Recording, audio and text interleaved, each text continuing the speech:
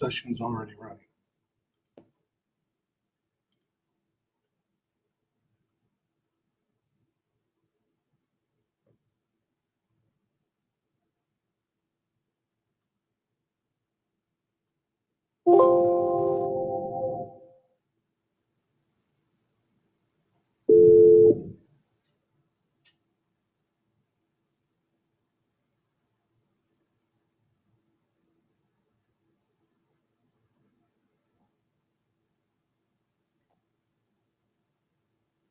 Do you have, This is Megan O'Connor. We're going to get started now. Hopefully everybody can hear us. I didn't get any notifications that people couldn't when we did sound testing, so hopefully that's a good sign.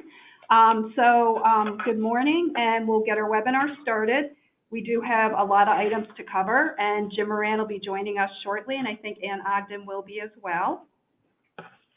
Okay, so again, we're in the last month of the first quarter, and we do have a lot going on. We're going to have another quick update on the individual and family advisory groups from Danielle Wiltsey. We have some human resource updates. We have a lot of care management updates. As you all know, we got a couple memorandums from OPWDD. We want to kind of do a quick highlight of, and then we will be doing further training with. We also have our usual Metascad and IAM updates. Christina Cunningham will be giving us updates on benefits and entitlements. Nancy Shea will be doing some training updates. Our ongoing issue with CAS assessors reaching out and our inability to share information, that still continues as an issue, so we'll do another update on that. And then we have our scaled down shout outs. And again, as you'll remember, we do have a new process we're going to be using for shout outs. We are planning on getting a newsletter out tomorrow that has shout outs in it, and then some other updates and other kind of interesting things from Care Design. So that'll be coming out on Friday. Okay, I'm going to turn it over to Danielle Wiltsey. She's going to give us our update on the individual and family advisory groups. Good morning, everybody. I just wanted to let you know that the information for the Individual and Family Advocacy Board will be going out this week. I am asking that the care managers pass this information along to the individuals and families that you're working with. The information will come in an email. There will be a letter attached with a questionnaire and information regarding the Individual and Advocacy Board. As I mentioned last week, there will be 7 advocacy boards through New York State.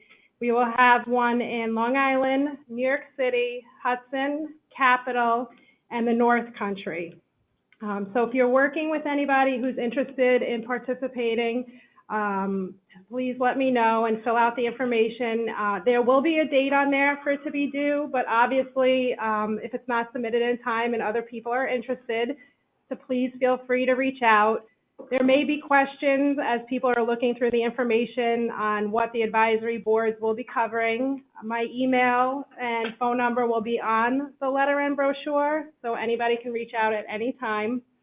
I do want to let people know that we will ensure that the meetings will take place at a place that is convenient for everybody who will be participating on the advisory board, as well as transportation. So if there are people that are interested, if those are some of the questions or concerns that come up, so please have them feel free to reach out to me, and we definitely will make accommodations so that people can attend these meetings, preferably face-to-face.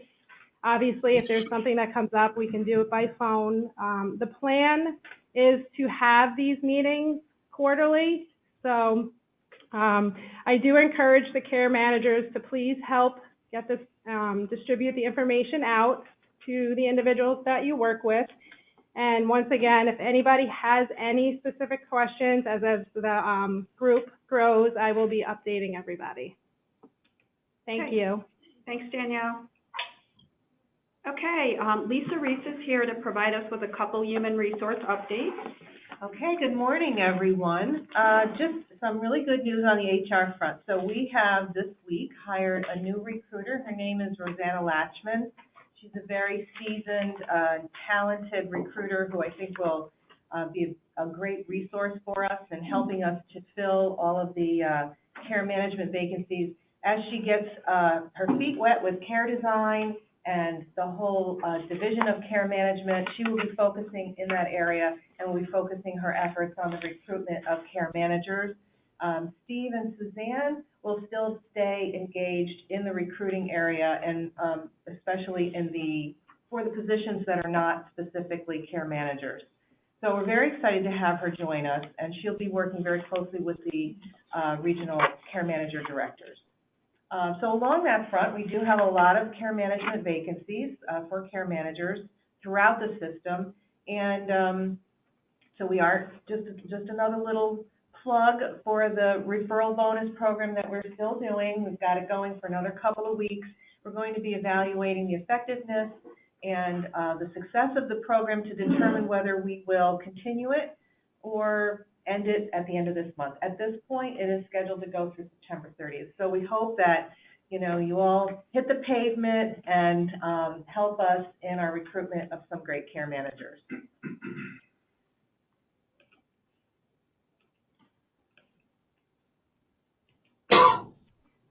Oh, you want me to talk about IDs? Sure. Okay, so IDs. We piloted this with a new company that is making the IDs for us, and I think that they haven't arrived yet, but the process has been very smooth so far. I've seen some of the photos. We're actually uploading the photos as people send us their selfie from their cell phone. You all have your phone, so you can send us your selfie. We upload it into Paycom, and from there, we send it to the company to create the ID badges. So we started with one agency in the city, and we're going to roll it out from there. But we want to make sure we work out all the kinks with a smaller group before we, spread it out. But we're well underway in getting that process going. So. Thanks. Okay, I'll do a quick update on business cards. So I know many people have been asking about business cards, and we now have a process to submit a request for business cards. So I'll kind of walk you through how to do that. So you go to our Care Design New York homepage, and when you're on the homepage, on the upper part of the website, you're going to look at the Providers tab, and you click on that, and underneath that, you'll see Business Card Order Form. So you select that, and then you just complete the form. And for anybody that wants business cards, we were hoping to have your information by September 28th. And then we're going to begin batch processing them. I'm not really sure how long that takes, but we don't think it should take all that long. So please, if you want business cards, take the time to really do that. It's a quick thing, and we have that available now. Was there a problem with requiring a second address on the form? You don't know? I don't know. I'm not aware of that. All right. Wait, you want more than one address? Is that what you're saying? No. Somebody emailed us and said that they couldn't fill out the form because it required a second address and they didn't know what to do. That's all right. I'm not sure about that. We'll look at that. Yeah, we'll see on that. Okay, so then, Kat, I think you're on the line. We wanted to give what's going to be a monthly update. I know we were doing this weekly before, but we're going to switch to monthly on the status of our August care management progress with our billing. And again, I know we talk about this really, that obviously our billing ties to our doing, care management activities and making sure people's needs are supported in the most effective way possible. So we want these numbers, obviously, for all those reasons, and for the reason mostly that individuals are getting services to be, as high as they can be. So then, Kat, I'll turn it over to you to kind of walk us through the August status report. Sure. I just want to say that August looks great for this point in time. Right now, we've filled about 90% of our membership. So that leaves about 10% folks. As you know, we're in the third month of our business, and we're still trying to bill for July. I just want to mention with the July, time is running out. If we don't initially bill, we're going to lose that revenue. We're in the process of compiling a list. I know Courtney is helping to do that. So together with myself and her, will send out a list of members that we hope to bill for July. We'll do the same thing for August when the time comes. Like I said, there's about 10% for both July and August that we need to bill. And I just briefly want to touch on September. I know there's some challenges with face-to-face and knowing who those members are. Our September, it looks like we're off to a slow start. Definitely we have time, but we need to focus right now, in my opinion, on the July's and the August membership that we haven't billed yet, so that we don't miss those revenue that we potentially get. And definitely when time comes, or as we're doing, those other months, focus on the September so that we don't get ourselves in a trap where we're continuously trying to catch up in terms of billing.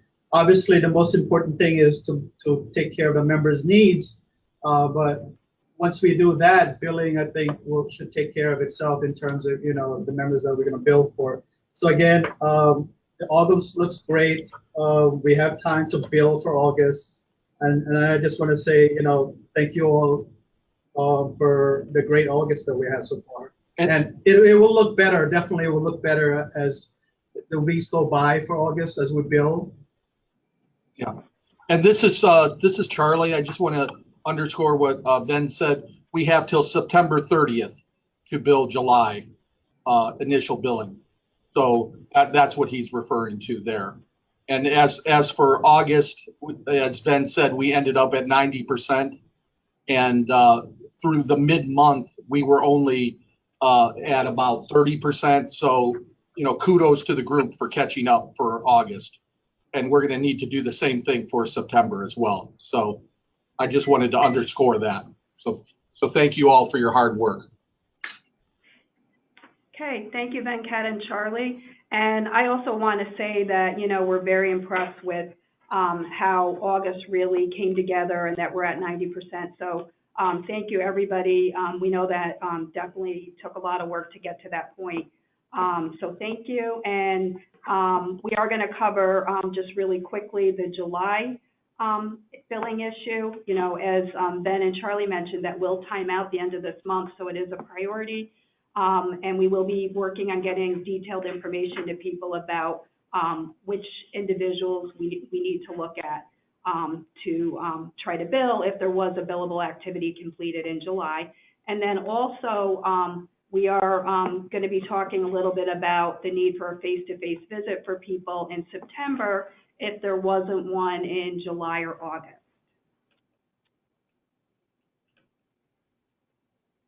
Okay, and actually right here it is. There were actually 482 July claims that we need to get approved and pushed through. And again, this is a time-sensitive issue that Ben and Charlie mentioned. We are looking to get detail behind it. I know that's been a work in progress. Lori, I don't know if you have any update on that. We have pretty much identified what a lot of the issues are, but Courtney and the team are working to identify individual cases. And a lot of the issues seem to be that the care manager was able to save the task without picking the core health home service. So it was approved, so it's showing as a billing exception and not going over. So if any of the care managers happen to run a care coordination progress summary for July and they see that everything was met and it was a billing exception, that's a pretty good indication for that person that is where the issue is. And if you want to get ahead of it, unapprove the note, have the care manager fix that, and then reapprove the note, and then we can dwindle down that 482 pretty quickly. Okay. So Courtney is going to be coming to our supervisor webinar after this, and we'll talk about this further and provide more information to everybody. So the next item as a priority is that we have about 1,400 people in Medi-Sched where we do not have information or contact info at all on the individuals that we support. And we're just asking that if all of you, when you're in Medi-Sched, and you're doing your regular notes and you're already in an individual screen, if you could please enter the address and contact information, you know, phone number, whatever you have an individual, if you have email address, please do that. And also just look and verify to make sure that the address in there is correct. We know that there may be some things that have changed or been updated. So if you can just do that as a regular part of what you do, although 1,400 sounds like a large number, if you think about it in the scope of just about 26,000 people, we've really gotten that number down significantly. So next item, I think obviously many of you participated in the Lessons with Lori this Tuesday with Jan Abel-Seth on the IAM interview. And we, you know, definitely have gotten a lot of feedback on that session. It will be posted in It's already there. Oh, it already is. Thanks, It was there Lori. within hours. All right, so it's on Litmus, everybody. And also, there is going to be a summary put together for care managers that will be sent out to all of you from that. And Lori, I don't know if you have anything else to add on that. No, it was probably one of our highest attended webinars of the since our go live. So thank you. And that Rockstar team has agreed to come back as we continue to learn more about the assessment. Great. Thanks, Lori. You're welcome. Also, today at 1 o'clock in popular demand, we have Christina Cunningham doing a session on choices, which would be, I think, will be very helpful to people. And it sounds like that one is competing with the attendance record of the IAM session the other day, Christina. So there's a lot of people registered, so that's great. Okay. I mentioned a little while ago, just a reminder, face-to-face visits must be completed this month for any individuals in Tier 1 to 3 who have not had a face-to-face contact in July or August. And of course, as our ongoing Tier 4s all need face-to-face contact. And just remember to look into any individual that was transitioned to your caseload after July or August, just to make sure if another care manager did not complete a face-to-face visit in July or August, or I suppose September, then it is your responsibility to make sure that one is done. You know, ultimately it's our Care Design's responsibility that people do have a face-to-face visit once per quarter period. So if you need assistance, please work with your supervisor. And here's an update on Tier 4, which is pretty significant from our last webinar last week. So there's been a lot of advocacy on this issue and the impact of transitions that, you know, would impact individuals and families' continuity. So certainly the CCOs, ourselves, and individuals and families directly were reaching out to OPWDD, and they have listened, and they are going to be giving us more time and flexibility to manage caseloads. So that's good news. We will be obviously still needing to adhere to the Tier 4 caseload size requirement, but now instead of it being in effect the end of this month, they've extended it to 12/31/18. And then for any new Tier 4s coming in, there's a 6-month period for compliance. We can utilize a weighted caseload approach using kind of a point system somewhat similar to what the MSC in the past used to be. The difference is that the overall caseload is not limited to 20 individuals except for Willowbrook class members. So for Willowbrook class members, 20 is the cap. For other Tier 4s, it's going to be a weighted type of arrangement that we're in the process of working on with the other CCOs, and OPWDD will need to approve. So the good news is that we are not in a lockdown with all Tier 4s that there has to be 20 or less. There'll be a weighted approach that will be used. Again, it's a work in progress, so we don't have answers to that right now, but it's something that we see as a positive, and also especially that we have till the end of the year to get into compliance with that. And certainly, just to be clear, we do not want to have you know, extremely large caseloads, so we want to really get this into a point of balance. And as everybody knows, we've been doing a lot of hiring and onboarding to help to impact this issue, because we recognize we're still in a spot where there's many people that have very large caseloads that we need to get down. So more information to follow on that. So we talked about caseload transitions. Again, you know, we just want to make sure that, you know, we are implementing any transitions in, you know, the minimal amount of times that we have to, and that when we are making adjustments, we're really being sensitive to the individuals and the families impacted on the caseload, and that there's certainly people that we do not want to change off of a particular caseload. So if you are in that situation, please, you know, advocate and bring that forward to your supervisors so that's considered. You know, we're really relying on people who, you know you guys know the individuals and families the best to convey that, so we can try the best we can to plan around that and the most effectively. Okay, some additional good news on the care management side. So semi-annual reviews can be done in September and October, even for Tier 4 individuals, provided that the individual, family, or even the Consumer Advisory Board rep, if it's a Willowbrook individual, agree to this. However, the conversion to the life plan is still required by the end of the year for Tier 4s. The other thing to just highlight is that for new enrollees, we now have 120 days instead of the first required 60 days to get life plans in place. So that's another positive extension. And definitely it shows, you know, the state's recognition that time is needed to implement all these activities. And kind of switching gears a little, there was a lot of feedback about Chromebooks last week. Just don't forget that there is a Chromebook guidance sheet in Litmus.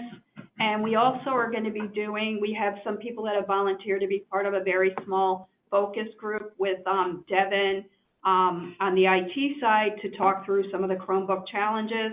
And we are, Nancy Shea and others, along with Devin, are trying to work on some additional solutions here tied to those concerns.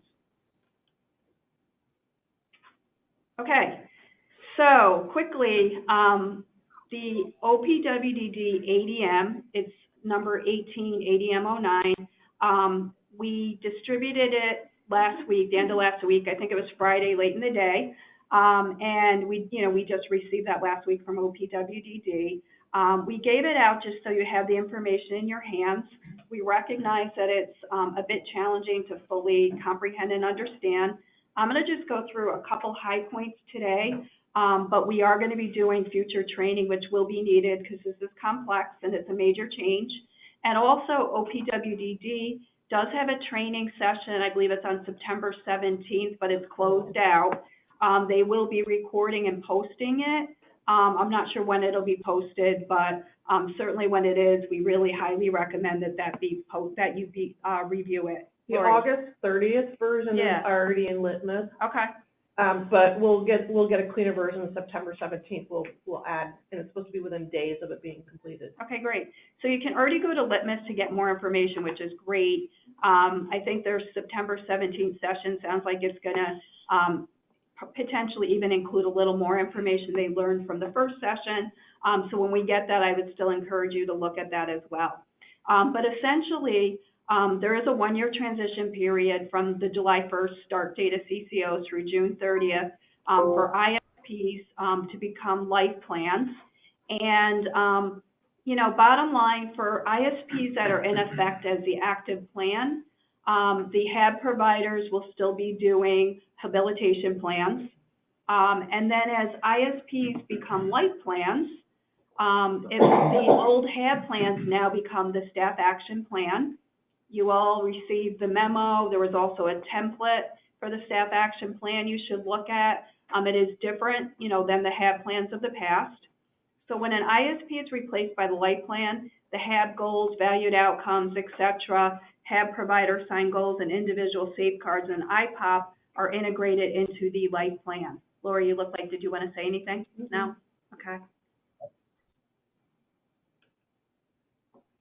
So staff action plans, just really quickly, they do describe in detail what habilitation staff will do, what is their action, to help the individual reach the HAB goals and valued outcomes through the HAB provider assigned goals in the individual's life plan. And the HAB staff are responsible for implementing the needed safeguards for the individual. And as you all know, the life plan is really the plan that drives the staff action plan. And these are the two sections that include the focus of their sections.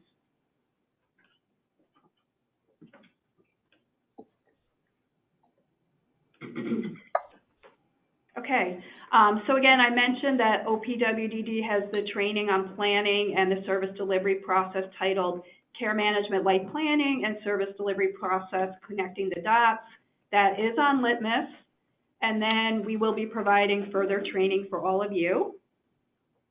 And I know that provider agencies are also trying to get up to speed as well. So communication is really going to be critical. And I think, you know, especially in a changing transitional time, we really need to be communicating very closely with our providers that we work with, so they know, you know, that right now we have the ISP, the timeline for this individual for a life plan is this, so that they know that they're going to need to be working on putting together a staff action plan. Okay, so Lori, I have you up as providing an update on the IM assessment, the life plan for kids, and Metascat update. Sure, no problem. New version of the IM assessment was rolled out this morning. It's version 20244. So you're looking for version 44 now. All you should have to do, it should automatically update. You might have to log on and off a couple times, but you're looking for version 44. Thank you for everybody who's been sending me questions about information and why it's not crossing over into the life plan. The good thing is now I've learned the trick to see what you put into your IM assessment to figure out why it's not crossing over. And I was able to send one immediately over to the engineering team, and they're already looking, they've ruled out that it's a training issue and a user issue, and they're looking into that. So don't be surprised if there are issues, and please let me know, and then I can use those examples. Speaking of letting me know, I'm going to beg you guys, if you need help, I need information, please don't send me an email, my favorite is my assessment is locked, please help, because without the name of the assessment, I can't do anything, and now we're playing email tag. The same thing with my information as it crossing over. If you give me the individual's name and a little bit more details, I'm far quicker, our team is far quicker to help you than going back and forth on emails, especially if it's time sensitive, and we're trying to get better with that time sensitive stuff. Life Plan for Kids is now supposed to be working from the IM assessment to the life plan. However, we do know, and Metascat and the IM team know, that the school information is crossing over with the word null, and they are working on fixing that. And as far as Metascat update, I think the biggest focus on the Metascat update right now is getting the providers unlocked for you so that you can assign them to your life plan action goals and tasks is the number one. And then number two is going to have to be going retrospectively backwards to July to finish up those billing claims and get that done. But kudos, I'm going to say it again, kudos to you guys for getting the 90% of providing services for 90% of our folks in July and August. That is tremendously impressive considering you didn't know how to use the system just days before that. So that's impressive. Thank you. Thanks, Lori. Okay, my mouse isn't working to advance the slides. So Jim Moran joined us while we try to figure out our technology here. So welcome, Jim. And Jim, I don't know if you wanted to say a couple words. What am I, the filler guy? Yeah. Why, we got technical difficulties? Yeah. Oh, there we go. We're all set. And I'm sorry for being late.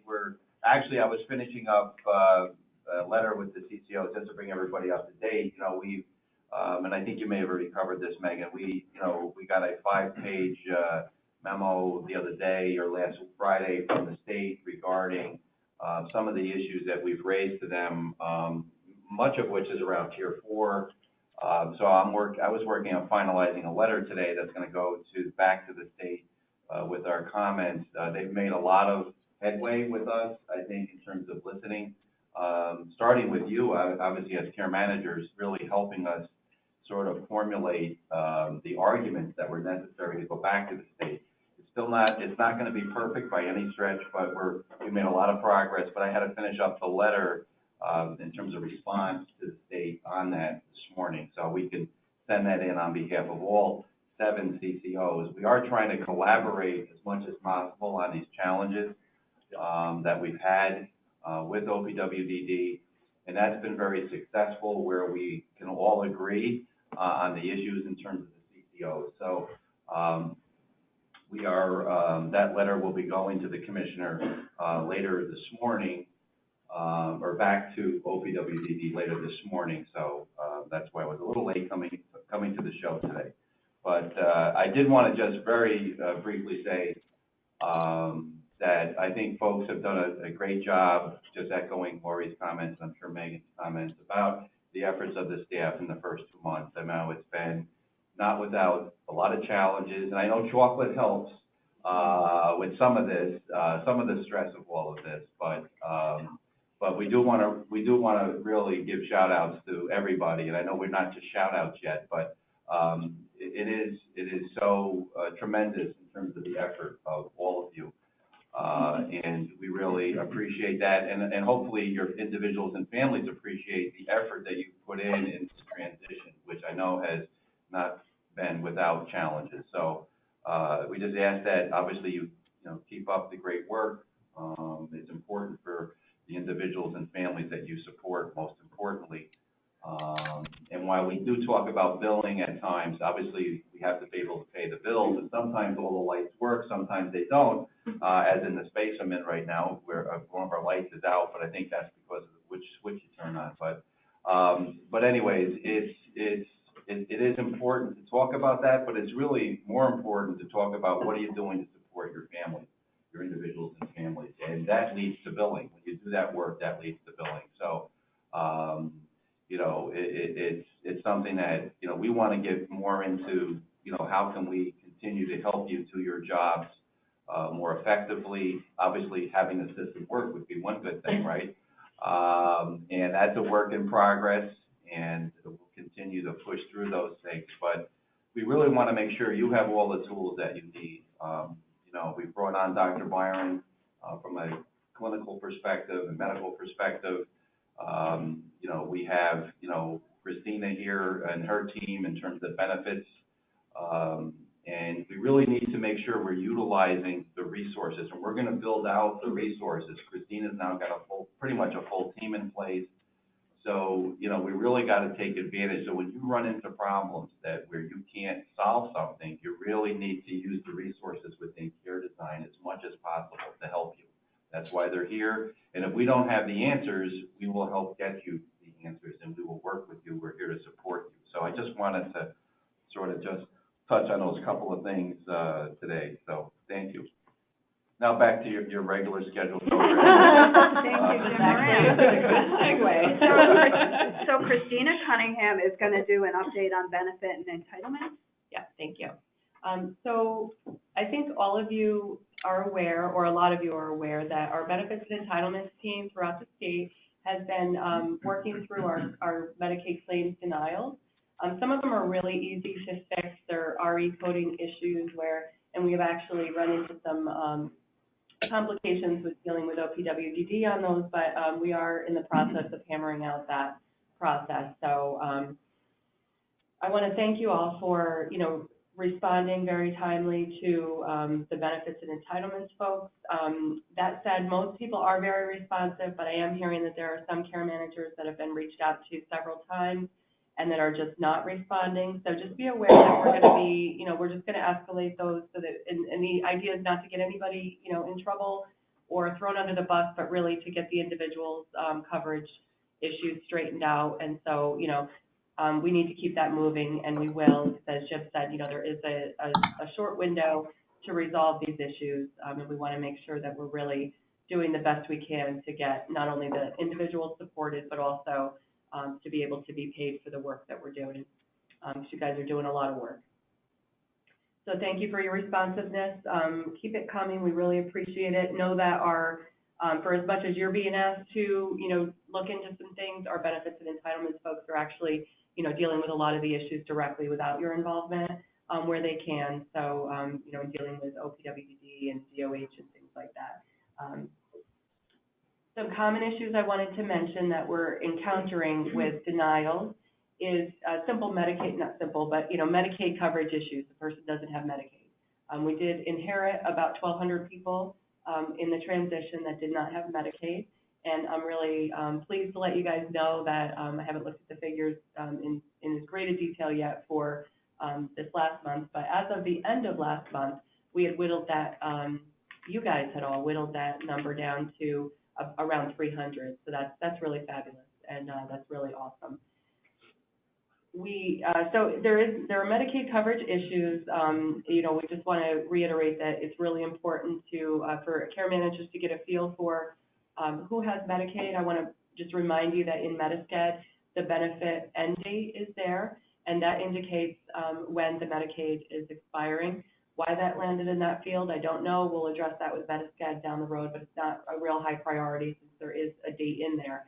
But just be aware that the benefit end date, if it is coming up or if it's passed, then your person likely has a Medicaid issue that needs to be addressed. And I'm going to talk in a minute on the next slide about how we're going to assist with that. We also, like I said, we're dealing with restriction exception coding issues. We're finding that some of the folks, when their Medicaid gets fixed, retroactively the restriction exception code for care management is not, or for CCO tiers is not going up. And we're not quite sure what's going on there, but we're working on that. We've also encountered a number of mismatches on demographic information. So, somebody is a male, but they're in the system as a female, and dates of birth where maybe figures have been transposed or something like that. It begs the question of how people have gotten paid, to date on former agencies. But we do want to get that resolved. And so, in many cases, that requires obtaining documentation, a birth certificate, something like that, so that we're aware of the fact that the person was born a male, is still a male, or not, and that we take the appropriate action with the DDP-1 to get that changed. On the OPWDD side, and if you have any questions or need assistance with those types of issues, just contact your benefits person. We've been working on a lot of those around the state. And just please continue to respond as timely as possible with any inquiries. Medicaid is a time-sensitive issue, as you all know. So on that note, with Medicaid recertifications that are coming due, we are working very hard to be able to corral information in a way that's useful to you. And we know that you've been missing the monthly reports that were previously received from OPWDD with Medicaid cases that are expiring and need to be recertified. So our plan is to issue the first report to you guys probably tomorrow. It will go out this week, if not today, tomorrow. And we're going to continue sending those on a monthly basis. We'll be doing it closer to the beginning of the month after we get our new roster. And we're going to send those to the regional directors for their teams. The list will be sortable by care manager so that they'll be able to be distributed to the staff. And I want to let you know that while you guys have not received recertification reports yet, our benefits and entitlement staff have been working on those issues behind the scenes. So they may have been reaching out to you and letting you know that you have cases that need to be recertified and asking you to maybe follow up with the residential agency or the family or the person as appropriate. So while you guys haven't been receiving those yet, we are working on those behind the scenes. But you will get those, we'll get those out this week so that you guys will start getting those on a monthly basis. And we're looking to improve a bit on the ones that came from OPWDD, so you get a little more information than you got before, and hopefully that'll be helpful. But do remember that the Medicaid recertification date is always available to you in real time in Medi-Sched. So, in real time, it's the latest update. Hopefully, it's an up-to-date figure, or a date. But do check that benefit end date because it is there for you on all of your individuals who have Medicaid. And if there is an issue, that it doesn't seem like we're aware of or nobody's contacted you about, please feel free to reach out to us. Okay. That's it for us today. And please join us for choices later We had a well-attended training yesterday that I was told by people that was informative. So there's a lot of information and choices that you may or may not be aware is available. So I encourage you to do that today. This is Jim again. I wanted to add one other thing around some of the benefit work. We have started to look at some reports around Medicare, who has Medicare, who doesn't have Medicare, and I was for a couple different reasons. But we also looked at who potentially could be eligible for Medicare and does not have Medicare. So at one of our future conversations, we will be looking at this, and Christina will be, we'll be discussing this on future Thursday meetings. I don't know which one yet, but clearly we know there's people that appear to be eligible but not having Medicare. So we want to do more discussion around that, because again, we should be maximizing everybody's benefits to the extent that we can. So we do want to make sure we look at that. Second to that is that we also want to look at individuals who might be eligible for Partners Health Plan in terms of managed care pilot as part of the Medicare Medicaid demonstration, called VITAL, fully integrated Duals Advantage program. So we will have further discussions down the road on that. And that'll be targeted, because right now that's only available in 9 counties in New York, and it's downstate counties, starting Rockland, Westchester, South. So we will probably do a targeted discussion with care managers around Partners Health Plan in a future. We'll do a separate session probably with them in terms of a webinar around Partners Health Plan, because we will be in managed care. If we think about it, our timeline for managed care is not that far away. Mandatory managed care will be here for individuals with intellectual and developmental disabilities, according to the OPW timeline of 2021. And that's really for what they determined to be downstate, which they haven't defined, but my guess is it'll be Rockland, Westchester, South, and then the rest of the state is really the year after, 2022. So we will be in managed care and not that far down the road. So anyway, so that's just, I just wanted to add that in there. So go ahead. Sorry, Megan. Okay, Christina, are you all set? Yes. Okay, thank you. Thanks, Jim.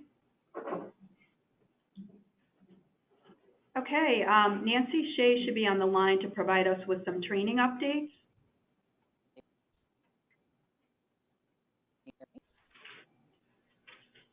Nancy, are you there? Okay. Huh? Can you hear me? Yeah, now we can hear you. Okay. For some reason, when I have my mic in, it does not work. So if you can hear me, I'm gonna move forward. Okay. So some training updates. As we've talked in the past, that mandatory trainings are going to be rolled out each month. The month of September, we're a little behind, about a week behind, but we are going to roll out hopefully on Monday, corporate compliance and the Justice Center, which I'm sure anybody who's worked in the field for a while knows that these are very important. I do want to say, the vast majority of staff have taken all of the trainings to date, which has been amazing. Some people still struggle with glitches, and we are continuing to work with IT to try to solve some of those glitches. Unfortunately, there's no one answer. There tends to be a few different things. I want to reiterate what Lori said earlier. If you send a note to training at Care Design New York, please, give a little information about what that problem is. Colleen Hellman has been really the person taking most of the lead on responding to you and reaching out. So the more information, the better. Again, we will have a record that if you expressed that you're struggling and you've tried a few fixes and still are not completing it, we will make a note of that so it doesn't look like you're out of compliance. But there are still fixes. I am meeting with IT this afternoon. Megan brought that up a little earlier. That meeting is this afternoon with Devin and Jim Brown. and IT support to look at different things that are going on with your Chromebooks and some of the trainings. Also, we have a trainer on Long Island who's going to begin to run the reports, the mandatory reports for us. And so just expect there might be a little flurry of emails coming your way from the training mailbox. If you've done, 4 of the 5 mandatories, we want to make sure you're aware that you've, what you've missed, and ask you to please go in and do that. So keep your eye open for those notices. We've been doing employee orientation. I've removed the word new because many of you are not new that are coming to that training. But we do cover a number of mandated topics, and we do an introduction to all of the skill building areas that are required by OPWDD. So it will be important that every person, every care management staff, including supervisors, go through the employee orientation. We have a few dates that are listed on your screen. I'm waiting for some space in New York City. Once I tie down, or confirm that space, we will put a calendar out that will go through the end of December. And then you'll have, you'll see the vast options of training trainings that will be available between now and the end of the year. Okay. The next slide, the employee, they're in different order, I think, than I have. But so SLM, yep. That's okay. The SLM update, I just wanted to bring it to your attention if you weren't aware that the OPWDD has added a link that is for just care coordination. So if you go into where it says find learning and you click on that, on the bottom half of the slide, you'll see there's a space. It says care coordination, and you can go there, click on there, and you will get access. You will see the trainings that are available for care management staff. I still don't find SLMS that user-friendly, but I thought this was a good step in the right direction. Trying to see if I missed anything else. I think that's pretty good. Oh, just your training records. People have been sending them in. Continue to do that. And if you put in the subject line training record, that would be great. We're just archiving them for right now. We're holding on to them. We haven't done anything in regard to litmus, but keep sending them in. So it's we're happy to have them. Okay, thank you. Thanks, Nancy. Okay, I told everybody earlier that we would give you an update on the CAS assessor issue. And honestly, we really don't have anything different than what we reported last week. We're still on hold. We do not have resolution. And Jim, I believe there's a meeting coming up to further discuss it. Yeah, I mean, there was supposed to be a meeting yesterday. We had a hold on the calendar. It got canceled. We don't know what's going on, but obviously the DOA Security Bureau has a different opinion about what Maximus is able to do and not do at this point. So in terms of trying to get the right policy and procedure in place around this, obviously there continues to be some drama in state government over all of this. So, we were originally told to move forward. We signed the agreement, and then we got told it's back on hold again. We thought this, might be resolved last week. It isn't. So it continues, the drama continues around that. I'm assuming we're still getting calls. I don't know that we are. I haven't heard lately, Megan, if we've been continuing to get calls. I think we're getting some calls, but I know that the CAS assessors are proceeding ahead without care managers. They're meeting with a group, at a community residence or, someone's home with families, and they're just not, including care managers. Interesting. Yeah. So anyway, again, if everyone could continue to, we're not able to share our information. So if a CAS assessor does reach out, until we have resolution, as a reminder, we cannot share personal health information with the CAS assessors.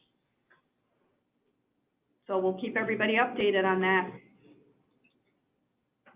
Okay, we're gonna do shout outs.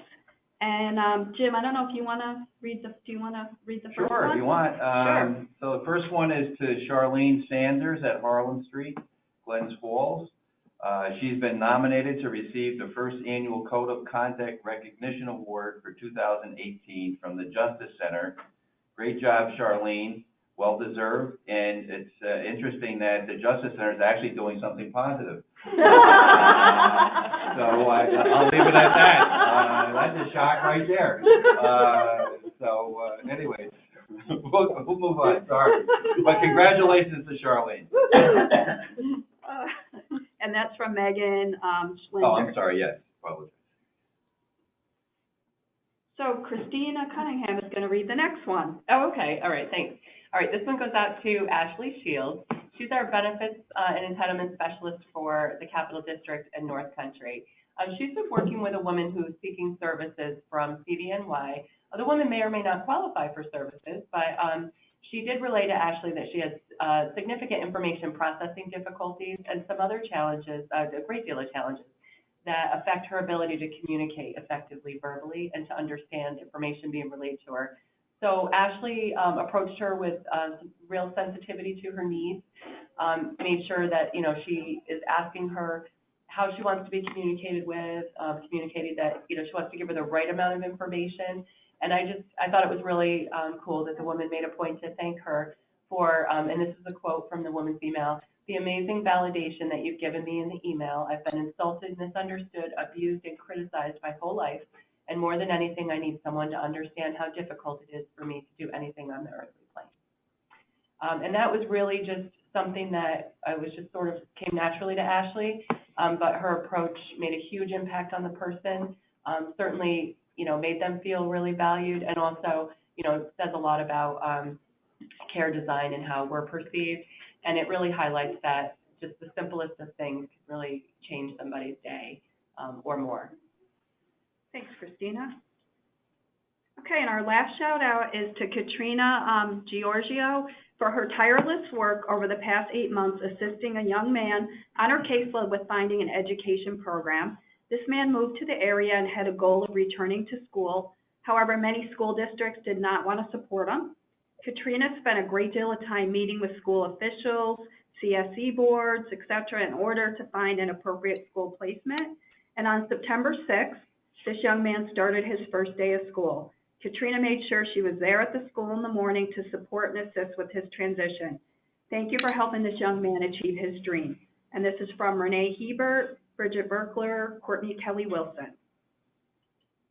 Okay, so that really takes us to the end of our session, and we have a number of questions that have come through that we will start to look at and answer. And Lori, I don't know if you've been looking at the questions at all, if you wanted to. I have not been looking, but I can. Okay.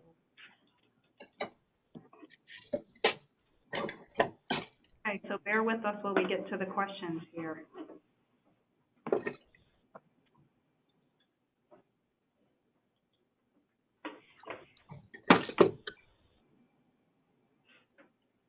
Okay,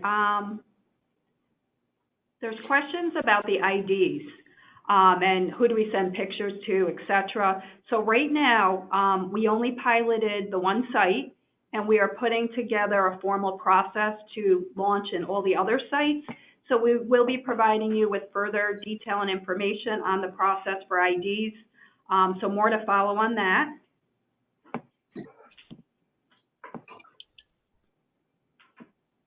Okay, Lori, here's a question for you. Care managers have noted that some notes, although indicated as in-person, face-to-face billings for July and August, are not appearing as indicated. I'm not sure what you mean by as indicated. What has happened is Metasced made a cosmetic change so that the care manager checks the in-person box, but the supervisor, when auditing the notes, sees the phrase in-person in parentheses up at the top. So as long as you see the in-person in parentheses and it's up on the top, then it's safe to say that that the in-person requirements were met and that box is checked. Okay, there's a question about, it's difficult to find out who has not been billed for in July. Can we get a list of names, for people that were not billed? And that's something that we are working on, getting. So we will be discussing this issue also in our supervisor call as well. The caseload summary report is a short term, I mean, I know we're gonna talk more about it with Yeah. supervisory, but anybody can pull their caseload summary report, and all the way to the right, there are two columns. One is billed and one is billing exception. And if it's a no for billed and Y for a billing exception, or a no and a no, then you weren't billed on your caseload. So that's a quick, easy way to do it, one by one per care manager. For the supervisors, we'll get you a far better tool this afternoon. Can we put an email out, Lori, that kind of I can. gives them that info? Okay, so Lori will get everyone, more information on that. There's a question, will the Choices information meeting today be posted in Litmus as well? The what, I'm sorry? Choices session today. Yes. Yes, Yeah. we're gonna record it. We recorded the one yesterday, so we'll take a look and see which one The best is of the better, two. and we'll post that one.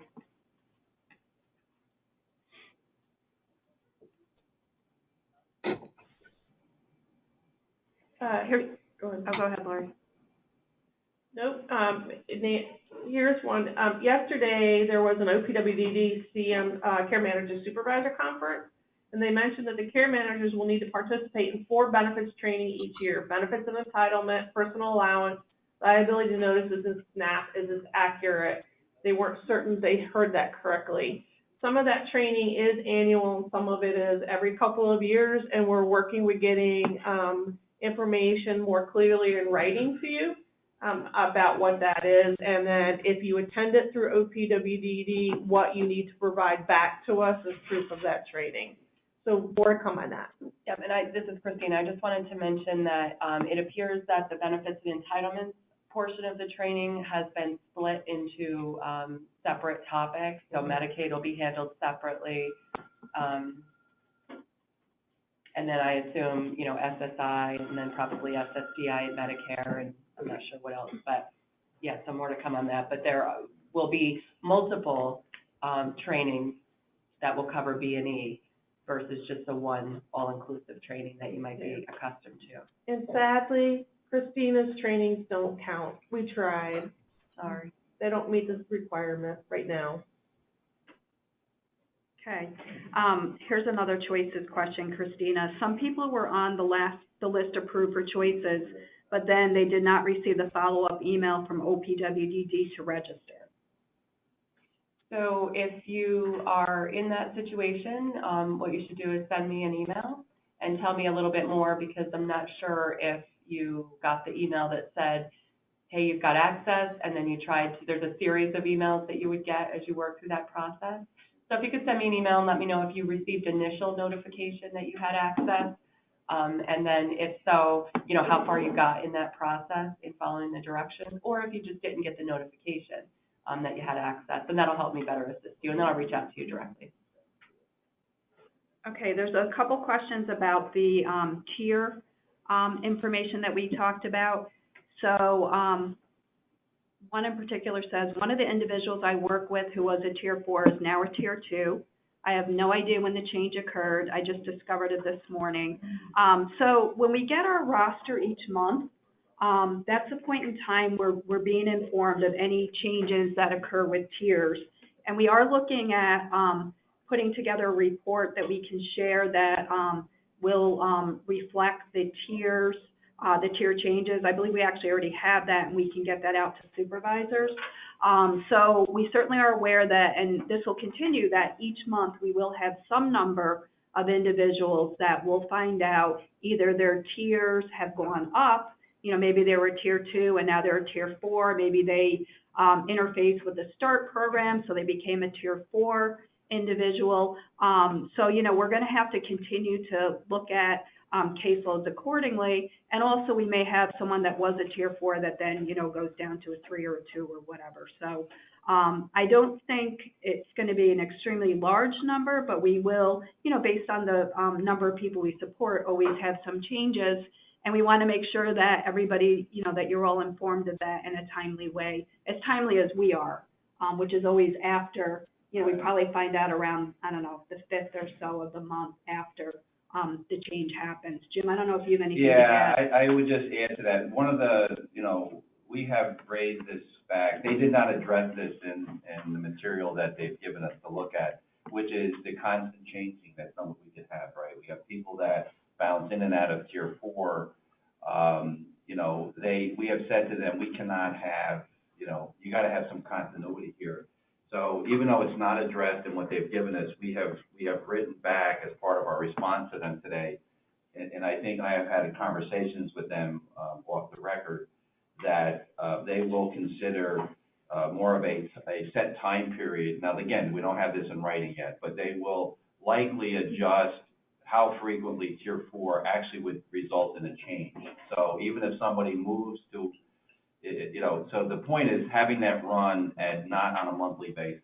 So we cannot have tier 4 changing constantly for, you know, because it impacts, even though we have time to adjust to the requirements of tier 4 from a caseload perspective, the thought we have said to them, you can't have people bouncing around regardless of the reason. So obviously DDP is only one reason why somebody could be moving in and out of tier 4. But you have their living situation could change. So the point is that I think they're going to agree to some time period structure as to when tier 4 would be updated. So in other words, if somebody's at tier 4 today, and let's say that based upon some change, they would become a tier 2, we will have some period of time. They will not do that on a monthly basis. They may only look at that on a quarterly basis or on a 6-month basis to adjust tier 4. Either way, it's kind of what we think they may do. We're not there yet with that, but we can't have the time, even if they give us more time to adjust the caseload. You can't be responding on a monthly basis. And I think each month we've had 50 to 60 people who either went into tier 4 or come out of tier 4, and we've already had some people multiple months, you know, bouncing around. And so that's going to be, I think they're going to address this as part of a final response to us on the changes. So I know hang in there on that. But as Megan said, these are typically small numbers. It's usually 50 to 60 people so far is what we've seen. But obviously that's a big impact to any one care manager potentially. So we'll make sure you're in the loop on that. And the way it works is that it looks that when the tier change happens, it's obviously effective that month. So, and there's not like a running record of what it was the previous month kind of thing. So we have to keep a history as to what that looks like. But anyway, sorry, go ahead. Okay, here's another question tied to tiers. Is there any chance that the end of the year deadline for life plans for tier 4 gets extended? And I'm looking at Jim. Yeah, I don't think it's going to. Well, they have initially said no, but in our response back to the state, we are asking for, we'll never get that to Willowbrook. So just to be sorry to all of you who have Willowbrook, you know, individuals that are part of the consent decree, they will not be able to extend the December 31st deadline for those. However, for the individuals who are class members, we are seeking an extension of the time frame. Don't know that we'll get that. Right now, they had said no extension, but we are asking for that in our response back to the state today. So we'll see if we get that, and obviously we'll let you know as soon as we hear anything. Thanks, Jim. Lori, here's a question for you. If you completed a semi-annual review and did a face-to-face, you know, with the semi-annual review, is the Medi-Sched system picking up on the back end that because the in-person box is checked? I'm assuming for the face-to-face. The only way that Medi-Sched knows a face-to-face has been completed is if you check the box in person. And that's true from July 1 moving forward, regardless of what task you save. Thanks, Lori. Yep. Here's a question, and either Lori or Nancy, someone wants to know how to register for OPWDD, advisories, and ADM. And I believe that's two different processes to do. So the advisories, You go onto the OPWDD website and put your email in. We can send the link out, or you can just Google OPWDD e-advisories and it should bring it to you.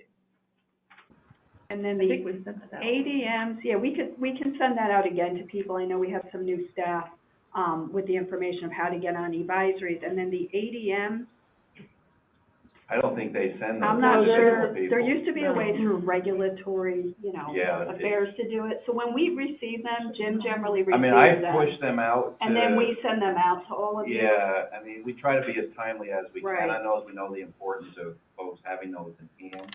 There is a household There- listserv, but that doesn't guarantee you're gonna get the ADM. They're also, if they refer to, if they have anything to do with, CCOs, they will send them out with the advisories as well. or the But it's link only to gonna them. come to myself, or it's not gonna go out to, staff can't get those directly, is the Right. point. There's no way they're gonna have a distribution of those that are down to an individual staff member. They're not gonna. So do we'll that, get so. them out to all of you. So as I we try my receive best them. to make sure that, and again, there haven't been that many, there's only No. really been the one, directly. Now, I think some confusion came up yesterday, because stuff was pushed out to the providers yesterday. Which is another one of the problems we have, is service providers not really understanding or being communicated directly to all the time around these changes.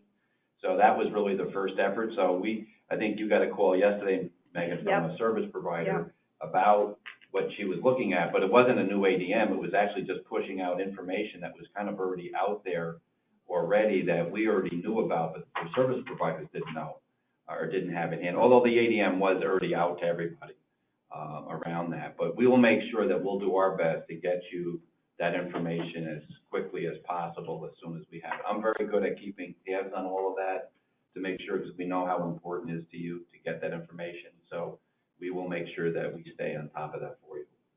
Thanks, Jim. There's a question about home visits. And the question is, do we need to complete a home visit before December 31st, 2018? So this came up before in one of our other sessions, and what we communicated was that as a care design, really minimum standard, we do want to see that some face-to-face visits, where appropriate, would be home visits, and that there'd be at least one home visit with an individual in the course of a year. And as we discussed it, we were looking at it being the care design year, the July 1st, 2018 to July 1st, 2019 year. That's the year that we're looking at. So by next July 2019, there should be at least one home visit for each person on your caseload. And that's really what we were putting in place. And just to echo that, I mean, we had a case where I think actually it was one of our shout outs as to why it really signifies why we think the importance of having at least one home visit. Was we had a situation where the person was living in a very, very bad living situation. And thanks to the efforts of the care manager, kind of got things straightened out there in the home. So while we recognize families don't always want you coming into their home, individuals or families, that we need to make that attempt, and we need to document at least the attempt of that. But it is important to try to meet with folks in all of their environments in which they participate. So the home environment is very critical to make sure, to the extent we can, that we know everything is okay for the person in that environment. So we know families oftentimes don't want that, but that also could lead to what's going on, that they don't want us in the home as well. But but that shout out really hit home to me as to why this is important, that we make that attempt. So do your best with that. Okay, one last question, because I know we need to wrap up, and we'll look at getting responses out on the other questions. So Lori, someone wants to know, how do they know if they have the latest, most recent version of the IAM? They checked out an assessment and there was no option for an update. When you log in to the assessment, where you go to type your credentials in, the version number sits right there. So it should update automatically, and if you're not seeing the new version, which is 20244, then just log out and log in 1 or 2 times and it should update. Thanks, Lori. You're welcome. Okay, so we're going to wrap up now. Thank you, everybody, and have a great week.